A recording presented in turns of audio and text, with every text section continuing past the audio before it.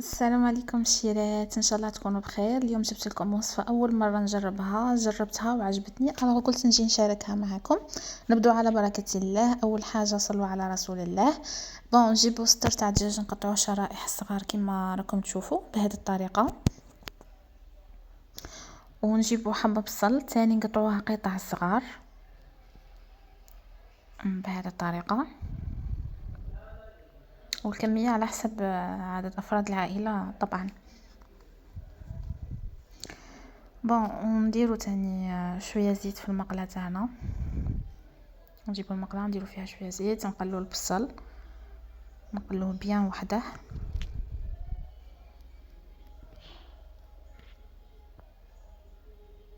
كي يدبل البصل تاعنا نزيدو عليه الدجاج نخليهم يطيبوا مع بعض.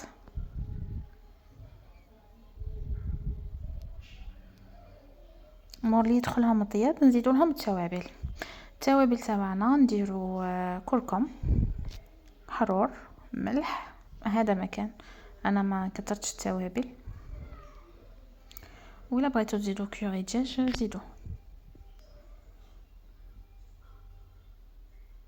بهذه الطريقه، نخلوهم يكملوا طيابهم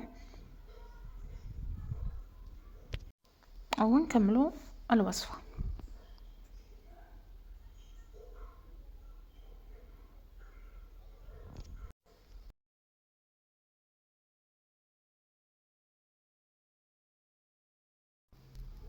فوالا، وهنا كي يطيبوا نقلعوهم، وفي نفس المقله نجيبوا 3 سنات تاع ثوم نقلوهم، ونجيبوا كيله تاع تليتلي او ما يعرف بلسان الطير، نخلطوهم بيان نقلوهم غايه، ونزيدوا لهم التوابل تاعنا. انا درت حرور وملح هذا مكان،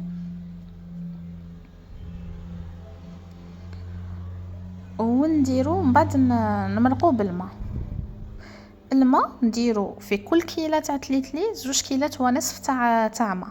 انا هنايا كيلت بالبول تاع لاصوب، درت كيله تاع تليتلي وزوج كيلات تاع ونصف تاع ماء، معناتها زوج تاع لي بول ونص تاع الماء. كيما راهي توضح الطريقه، خلطتهم وخليتها طيب على نار هاديه.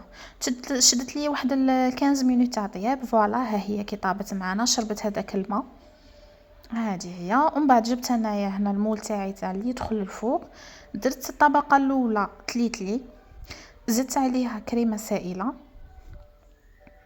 ونجيب الخليط تاعي تاع البصل والدجاج نديره حشو في الوسط، زدت عليه الفرماج رابي. هذه الوصفه تجي شابه بزاف، انا جربتها اول مره عجبتني، على بها جيت نشاركها معكم، انا بخلش على حباباتي. وزدت الطبقه الاخيره تاع التليتلي. الفرماج اللي يكون عندك حاضر ديريه، انا كان عندي شويه كامونبير، شويه جبن مبشور، شويه سلايس درت. زدت هنا كريمه سائله اللي كانت قاعده، قطعه تاع كامونبير،